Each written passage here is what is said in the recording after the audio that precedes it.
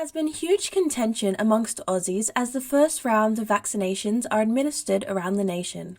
While some are just picky about which brand of vaccine they receive, I really wanted the Pfizer, so I was lucky in that regard. others are totally against the new medical development with fears it has been rushed. I haven't had the COVID jab and I don't plan on getting it anytime soon. Deborah Wiseman is a retired healthcare worker who has just received her first dose of the Pfizer vaccine. Do I feel safe from COVID now that I've had it? No, not entirely. I still feel that I could possibly be a carrier. I don't know enough about that side of it, so I'm concerned for my family and friends, of course, who haven't had it. I'd hate to think I'd pass it on to them. But it's like the flu jab you get every year. There's different strains come out every year. So yes, I might be safe from one strain, but not necessarily the other.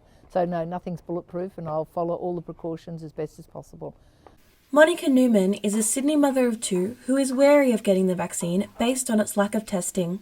I think you're crazy if you get the COVID jab already. There's too many conspiracy theories floating around. It's not tested and proven enough.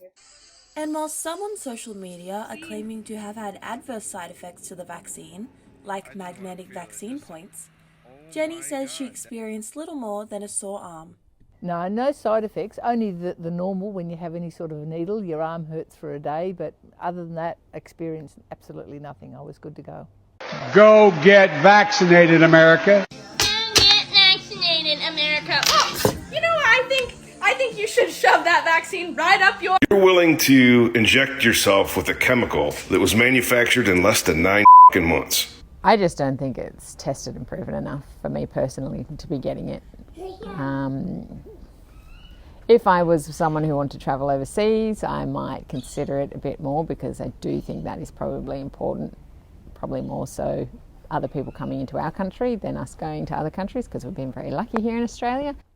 Yeah, I'm still not prepared to go overseas. I think it'll be a long time before I'll think about that. News broke this week that businesses around the country were refusing service to those who had had the jab as they feared the spike protein in the vaccine is contagious to the unvaccinated through viral spreading.